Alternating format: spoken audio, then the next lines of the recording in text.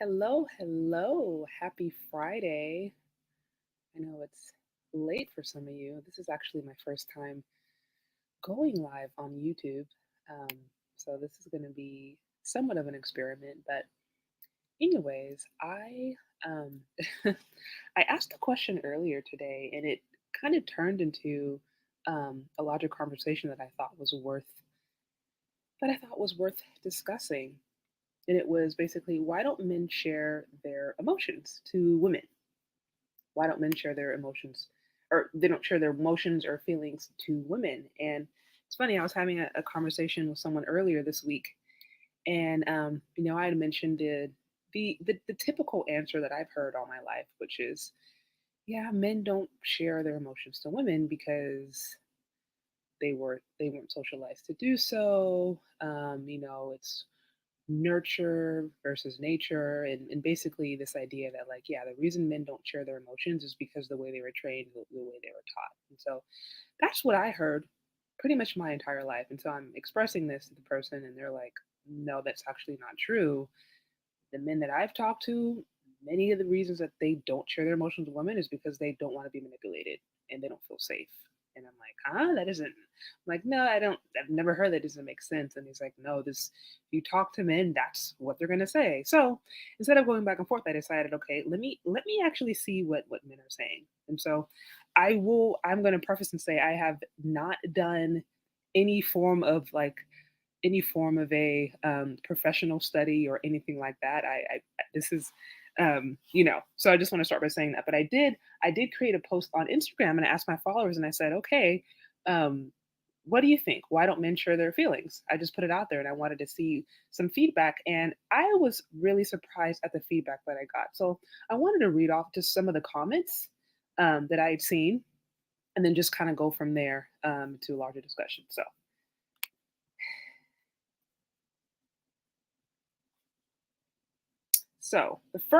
here's just a few things that I saw on why don't men share their emotions with women.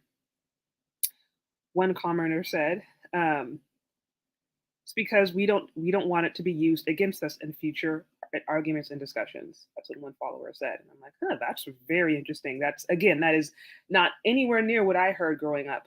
Another one was probably because women 70% of the time share the feelings and emotions of all the men that do with the family court a few short years later in order to legally kidnap their kids and legally steal their life savings.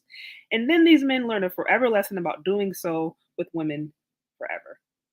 I'm like, wow, that is a mouthful. So essentially, the person is saying the reason I don't feel comfortable sharing my emotions with women is because many times that ends up being used against me, or was actually used against me. And in my particular case, it ended up being a legal thing.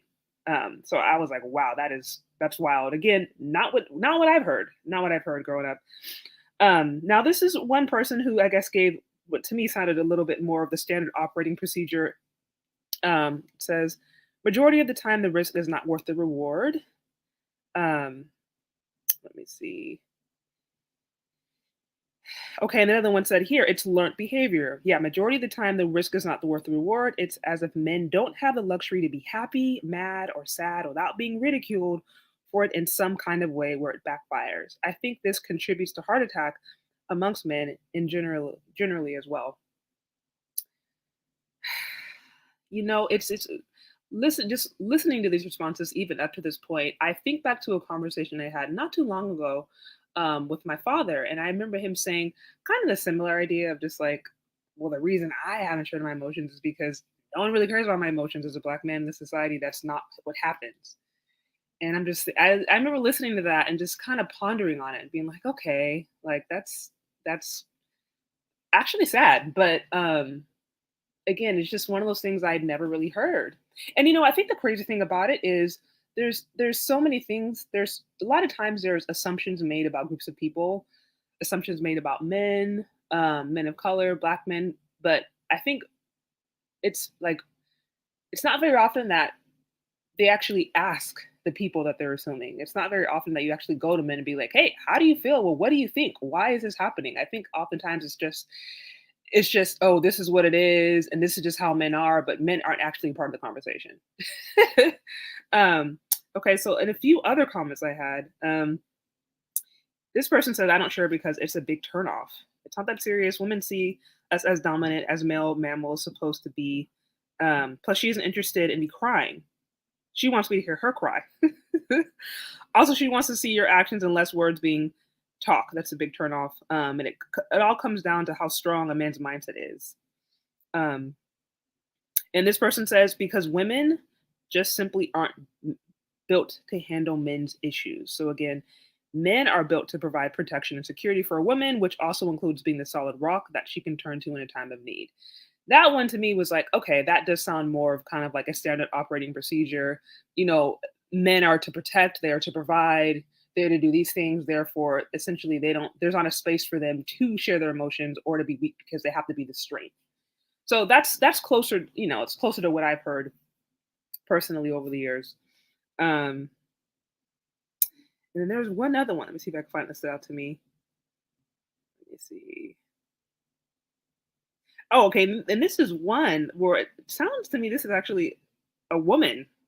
This is a woman who chimed in and said, I'll be honest. Most of the time, we, including women, use it against men in an argument, or we use it in divorce court in trying to win custody of our children. So I'm like, whoa, this is like total. She completely and totally broke the sister code here. She's literally admitting that the reason men don't share their emotions with women is because women have used it to manipulate men. Like this is a woman who just was like, hey, I'm just gonna lay it out there. I'm gonna be honest. So again, this, at least for me, goes completely against the general narrative that is shared that I've heard about, oh well, men, they don't do it because they're socialized, and or it's because basically it's because of them. It's because either the way they were taught or because of the way they were raised that men don't share the emotions. But never this conception of, hey, maybe men don't share their emotions because they don't feel safe or because it's not safe for them. And that, I think that brings me to my next point is just based upon this one small anecdotal experiment. What I'm saying is, yeah, the reason that men don't share their emotions is not because they weren't socialized to do so. It's because they know if they do so that it can and will be used against them in many instances. And that's a problem. That is a big, big problem. And so I'm thinking, man, like how many men actually walk around feeling un like feeling unsafe? Like have we created this society where men know, okay, we are unsafe? And I feel like what should be a safe place or a safe space for men to lay their head, or for them to share the intimate part of them, which would be their women, the woman on their side. That should be a safe space. If they know or they feel that that person could at the drop of the hat become my enemy and use everything I say against me in the court of law. I'm like, whoa, to me, that's just a crazy reality. I'm seeing all these comments come in. See one, looks like says there's basically no upside to sharing your emotions, and in the society, it's kind of like giving your enemy your top secret internal data. See, and there you go. That kind of elucidates my earlier point. If the woman has become your enemy, then what benefit do you have to really share your emotions? And that's sad. And I think that that comes to another issue. I kind of mentioned this on a previous video where I don't really like the way there's things have become just so competitive between men and women. And what I guess what in theory should have been, I guess, the fight for feminism or the fight for women to be equal, I feel like it just really degraded, if you will, or digressed into this idea of just now men and women compete. And it's a big problem. It is a big problem that a lot of the times, even if I look on just like social media, if I use social media as an example, right? You go on what women are saying, and the men are always demonized, always demonized. Even if we go on media, which we know is very, very female focused, right? Where somehow in there, either the man is demonized, or he's demonized as the criminal, or he's a bumbling idiot, or he's out to put his life on the line and save the war. But it's like there's kind of like these two or three tropes that men in media have the right to exist in. And anything outside of that, men can't be. And so, it's like we're programmed to see this from day in and day out, day in and day out. And the reason to me this has just been so interesting because again I'm noticing, wow, there's all these ideas, all these conceptions about men, all these, I guess, assumptions about men, and it seems like people actually aren't talking to men because when you do, they have something that's really different to say. um and it's like, wow, why why why has it again digressed to this point? Because if it really was an equal society, when I turned on the television, then I would see a 50%, representation of what women are saying, a 50% representation of what men are saying, and there'd be a lot more balance. But we don't really have that anymore, and I think as a result, and I don't want to just blame one thing on media. I'm just using that as just one of many examples. But as a result, it's like I think that is just one example of the competition that exists really in all spaces, and that's where we're at. We have digressed to a point where we're no longer working together; we are competing. And I think that that brings me to another point, something else that I've touched upon this earlier, and I think it's something that I'm going to continue to touch upon over the next few weeks or even months because it's a subject that really needs to be addressed. But just this idea of submission or even a woman's role. And it's funny because even this week there's this one there's an older guy, for example, that I know pretty well. Um, and then, make it just a long story short, I think he's a little bit later in his 60s, and had a conversation early this weekend and admitted, he's like, yeah, just women in America or women in the West, it's like it's they're so far gone. They're so far gone. It's like I can't even. It's hard to even really have any sort of relationship with him. And I remember talking to him a few weeks ago and literally asking him, so for you, how do you feel like feminism affected you personally? And he was expressing to me, and he's saying, I miss the days I was able to open the door for the woman, or I was able to do things that were nice and it not be a big deal. But now, you know, as a man, as an older man, it's really confusing. And he got to the situation where he literally left the country, found him a wife or a wife to be from Thailand, and he's like, I had to leave essentially this particular continent to find a woman that I felt like was would work with me. And that's just one of many examples. Um, and that's just one of many examples. Okay, I'm seeing more comments come in. It says women don't seem to realize that men are humans. Humanity's tool for dealing with nature and danger. In a healthy culture, men would be raised to understand that that is a role, and instead of worrying about their emotions, you'd be helping to give them the tools to protect and provide just a little bit easier. No, I completely agree with that. And that's I think that's one of the biggest issues. One of the biggest issues that I have, just with, I think the idea of just modern femininity, however you want to look at it, is there's such a push to try to be equal. And I don't even think it's equal. I think there's a push to want to be the same as men when it benefits women, when it benefits certain things. And the problem becomes is in the effort to try to be the same as a man in the same space, then I feel like many women, they lose their place. And I talk about this, I think, in my last post, where just even if we're thinking of the strong single independent woman trope that applies to a lot of Black women. I had one of my friends reach out to me, and she's Black. This is a white girl, and she's like, hey, I know what you said. I know what you said was really talking to Black women, but I completely identify with that.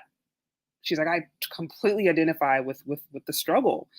And then we wanted to talk about her, how she grew up and what she saw and what many of us saw, right? Which was a strong woman, a really strong female dominant presence. And the men either nowhere to be found, or somewhere in the background, or just even if they're there, somehow they're demonized. And so, I mean, she was expressing this to me, and this is a white woman. And she's like, yeah, I completely identify with that. And so again, in this push to be the same, really, because I think equality really is equal to, I can do everything a man can do as long as it's what I want to do, right? And that effort, then I think a woman really loses its place, and things become out of order, things become disorderly. And then we have, instead of what could be and what should be a partnership between men and women to progress a society, to make things better, so that there's a safe place for communities to thrive and children to thrive and families to thrive. Instead of that, we have competition. And then to, some of the earlier points that were made, instead of you feeling safe around the woman or around women, you see them now as your enemy, because they're there to compete for the place that you've had in society probably for hundreds of thousands of years. And I think that's a big problem. I think it's a really big problem, and it's sad.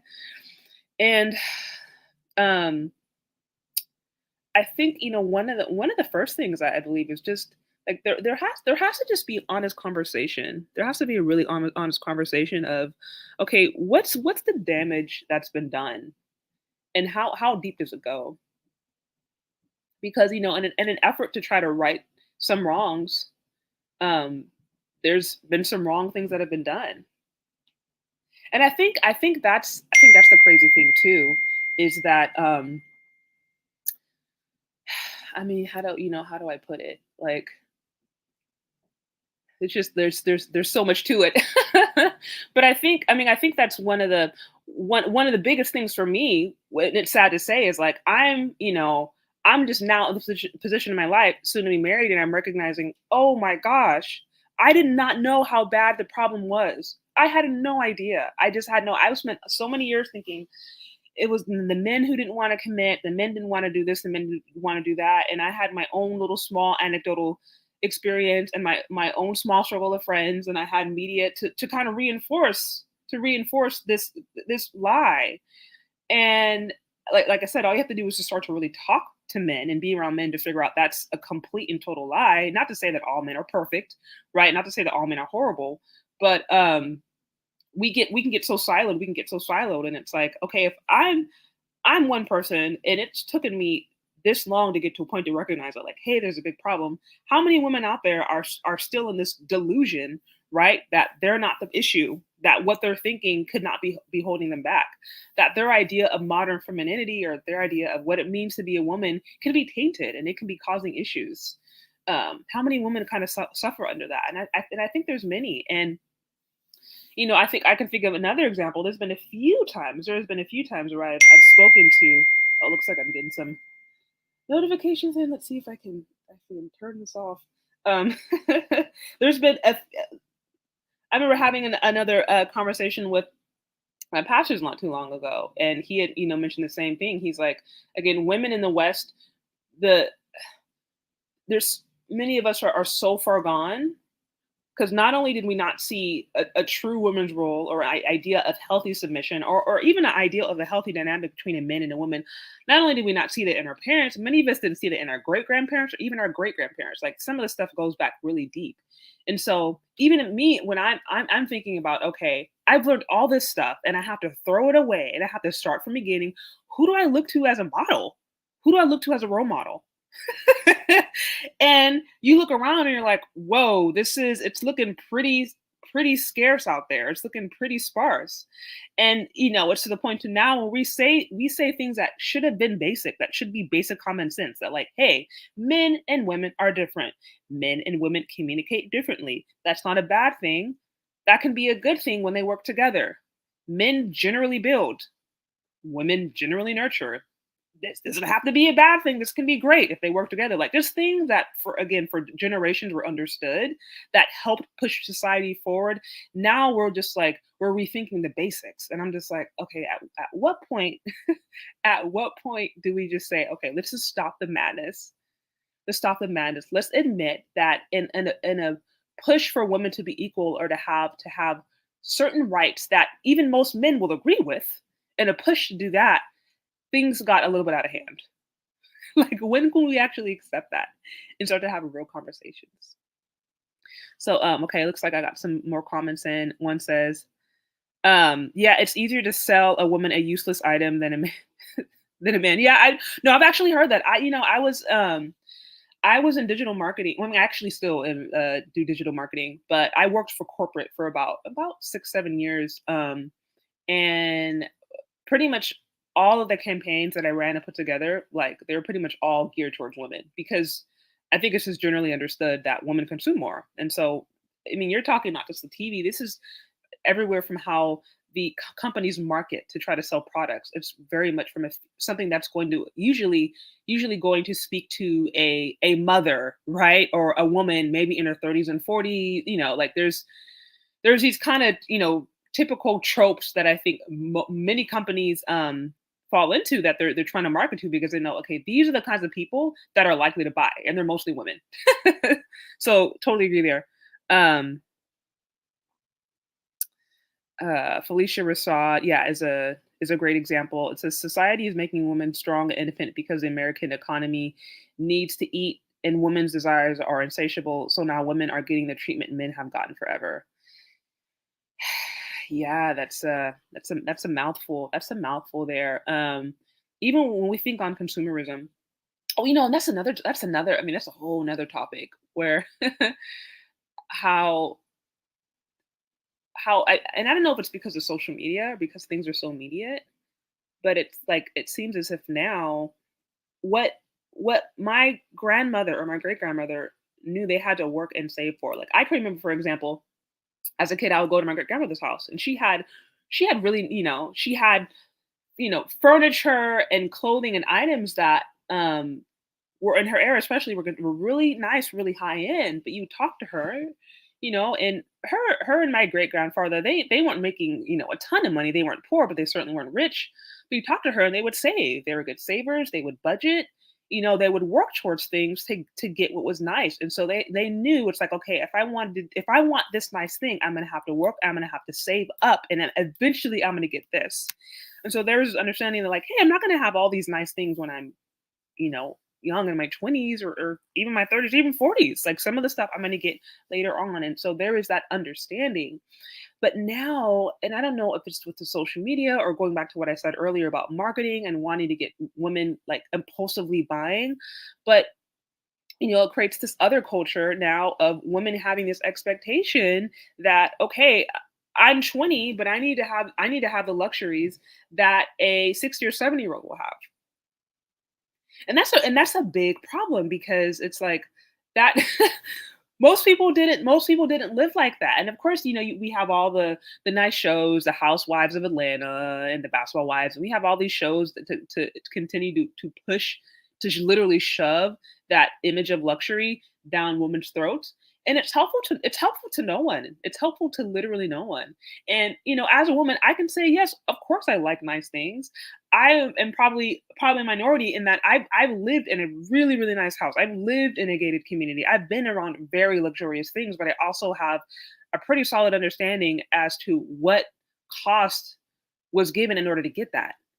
And most people don't either. It's like either they don't have the opportunity given to them to even get to that point, or even a lot of women, it's like they don't even want to go through the stress associated to do that, or to work with a man who's under that level of stress to do that. Because just having a big old luxury house or a big old luxury car or whatever, I mean, there's a whole lifestyle associated with that leaves many miserable, leaves most miserable. I mean, I can remember working in $1 million communities with literally people who are owning NFL teams. I mean, these are just really rich people, and going in and seeing them at night getting drunk by themselves because they didn't want to go home. They didn't want to be around their kids. They didn't want to be around their wife, or seeing people swap wives or spouses and just doing things where I'm like, yeah, you like you guys seem like there's not a connection there. So just even the whole illusion on that, and so many of us women, and I can speak to myself included. I'm not saying I'm completely 100% healed, but so many of women, I think, because we are fed this ideas from a very, very, very young age, very, very, very young age, um, it can create incredibly, incredibly unrealistic standards, standards that not only our parents didn't even have, let alone our grandparents. And it's like, where are these standards coming from? And is it even what makes me happy? Okay, looks like I have some more comments in. The first reason that comes to mind, going back to the earlier question, why don't men share their feelings? The first reason that comes to mind is not having a safe place to do so. Also, the fear that doing so will some kind of way come back to bite him later or used against them. That's completely spot on. And I actually mentioned earlier on in the conversation that there is a woman on my Instagram who literally admitted, she's like, yeah, the reason men don't share is because women oftentimes will use it to manipulate them, and then they will use it in court to fight against them. Like, she literally said that. And I'm like, whoa, that is a mouthful. And I go, that completely goes against what I heard growing up, which was, oh, women, um, which is like, oh, the reason men don't want to share with women is because they were socialized to do so. So it, and that's the thing. It's so interesting, like that the common, I think the common narrative as to why men don't share their emotions is, it doesn't really make women culpable. It doesn't consider the fact that, hey, there may be other guilty parties. It just kind of, it assumes all of the issue is the man, which is interesting. Um, okay, it says men talk about their problems with their inner circle of other men. When you tell women emotional content, they either try to make it about them or store the information to be used later on. Yeah, again, that's so sad, but it's, yeah, that's. I mean, I think we have enough evidence to suggest that. Says, I usually don't share feelings with anyone because feelings generally don't produce results. In line with topic, I don't share with women at all because it will be either weaponized or fetishized. Yeah, yeah, no, that makes sense. That makes sense. It says, I honestly feel like men should not be 100% emotional towards their partner, but rather a group of well-informed men to talk about each other's issues. Yeah, I certainly think, I mean, men obviously have feelings and emotions, so I think there definitely needs to be a safe place where men can go and share and talk and express and do what they need to do. It's just unfortunate that it's come to the point where the partner in their life, the female and the woman in their life, that should be a safe place, or that should be the rib, should be the person to protect their heart. It's unfortunate that we live in a society that very oftentimes that woman or that side or that partner ends up being your enemy, ends up being the one that can use it against you. And I think that's incredibly sad. Um, okay, some say we do share, women don't listen, you deflect from the questions we ask. Yeah, no, that's there's definitely truth to that. Definitely truth to that. Um, okay. Yeah, so, I don't know, this is it was I would just I was so shocked, really, and it was so interesting for me to actually hear, just hear women have to say, and I'm like, "We need to do more of this." We actually There needs to be a space where instead of women just hearing what other women think about men, maybe we should actually just talk to men and ask men and start to have these conversations together instead of always just being so much assumptions, or being or it's just having one negative experience with a guy that we chose that we shouldn't have chose to begin with, and then that one negative experience now makes up for all other experiences, and all now all guys are bad and all guys are horrible because you chose bad when you were 18. Like, we don't want that to happen either. um yeah, I see this comment, my married male friends don't share certain things with their wives, we get together and talk about stuff. Yeah, no, not, and I mean, I've even I've talked to married couples about this, where it's like, not that you want to, you don't want to hide per se. Like, you obviously want to, in a really close relationship, you want to be as open and honest as possible, but you also still want to protect the emotions and feelings of your partner. And so you have to navigate, you have to navigate wisely when it comes to that. But in any instance, you shouldn't use something that's intimate against the person you love. Like, that's what you shouldn't do. Um, it says a lot of women don't even realize they do it. It's a subconscious thing. They know what they look to in a man. Yeah, and vulnerability can kill everything. Yeah, no, I understand, and I will say that there's certain women that that shouldn't be given really intimate information with. I feel like, trust is earned. It's not just assumed. You don't just meet a person and it's like, "Oh, I trust you 100%, therefore I'm gonna give you everything." And I think, even sometimes when people get in a romantic relationship, there can be this assumption sometimes, or it's just like, "Oh, well, I want you to share everything, or I want you to do X, Y, and Z." And you progress. People progress into intimacy, into trust, into knowing, into sharing, into knowing, like, you have my back or you don't have my back. And there's people out there, there's a lot of women out there who have bad intentions, and there's men out there who have bad intentions. So I mean, I think it's, even if you are in a committed relationship, it's extremely important to know what is a character of this person. What is the character of this person? Um, okay, it says, it's strange that I just watched something that needs your attention. It hits home on this topic you're speaking on right now by Ron O'Neill, Black Girl Magic and Black Men, Two Americas. Ooh, interesting. Okay, I may have to check that out. That sounds really, yeah, that sounds really interesting.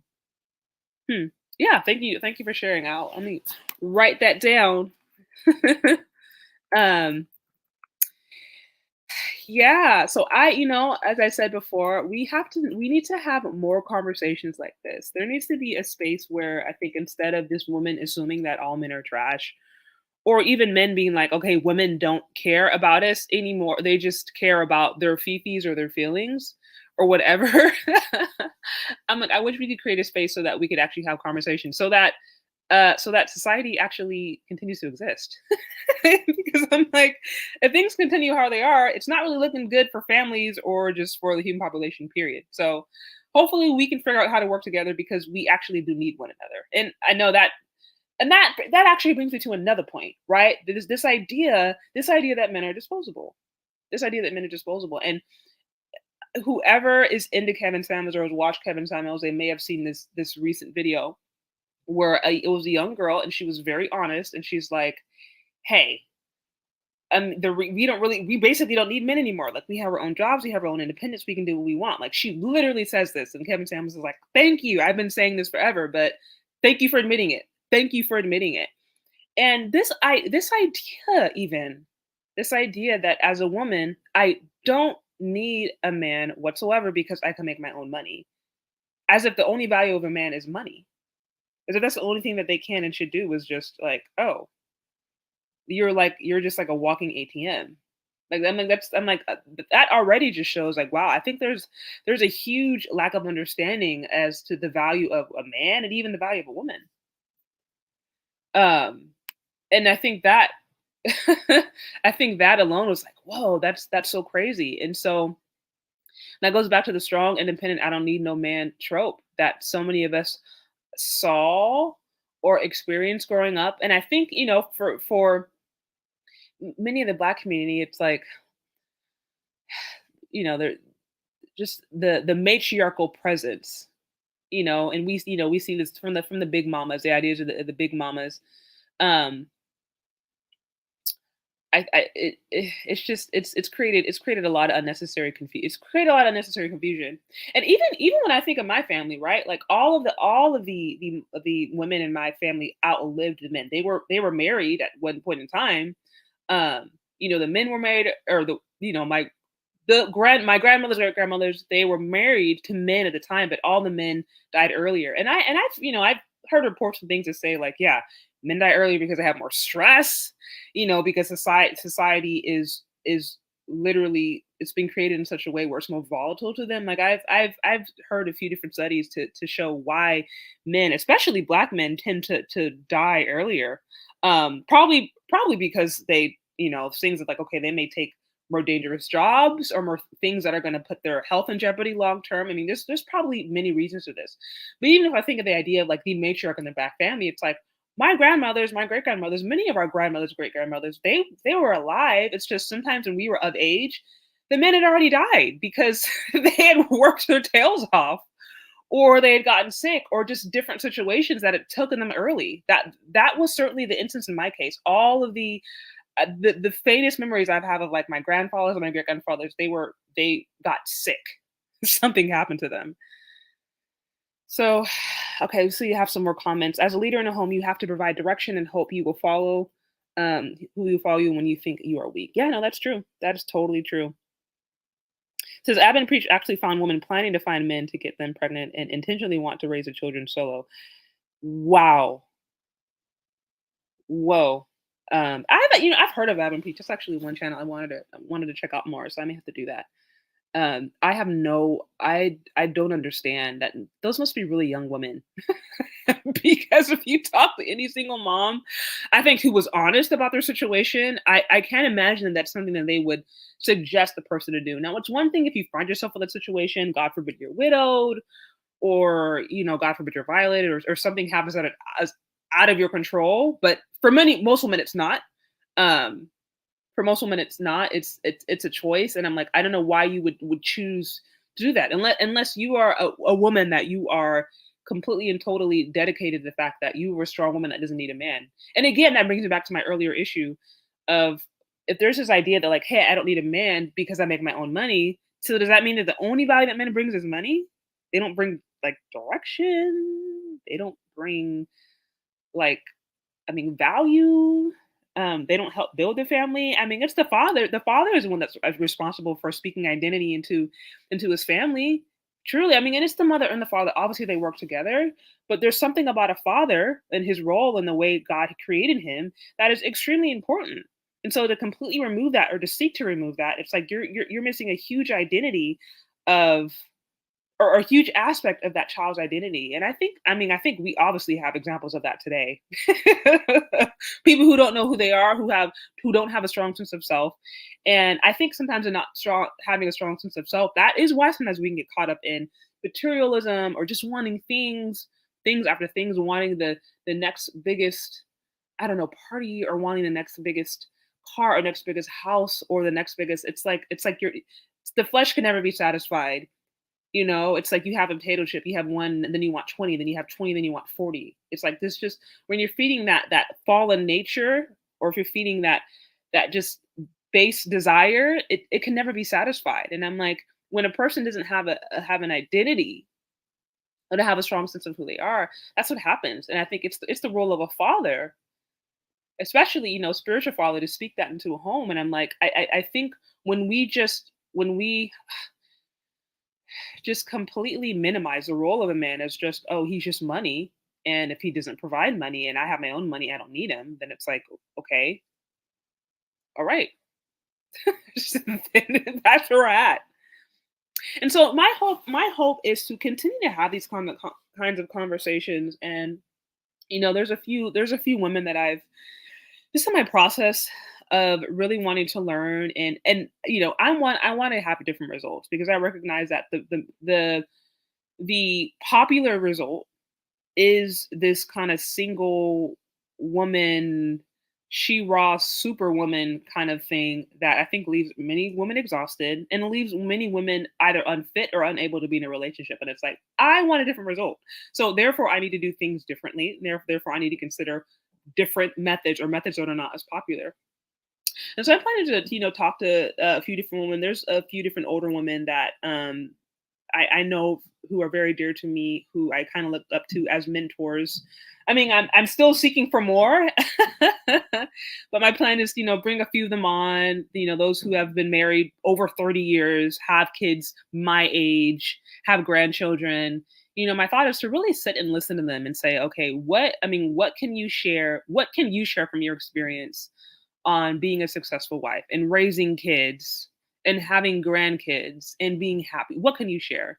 Um, and so that's my hope. I'm planning to bring some of them on and just have some of these conversations, in hopes that I can glean and say, okay, let's try to repair what's been lost. And while it's going to take a huge undertaking and literally the power of God, it starts with having conversations. It starts with just recognizing, hey, there's an issue. There's something that needs to change. Um, so okay, let me see. There's a few more comments. So my concerns are, what's ahead for us as Black men and women? Are we that aware of what's dividing us, and who and what is behind it? And of course, as we speak, how to sell to the Negro. Please find this. I think I've heard of that. How to sell a Negro. Social engineering. Yeah, that's no total facts. Um, shoot it back. Yeah, women use what you tell them. You tell them something, they shoot it back at you eventually. That's so true. People should go back to the Bible. The Bible says the older woman should teach the younger ones how to be a wife. Instead, we got old hoes teaching.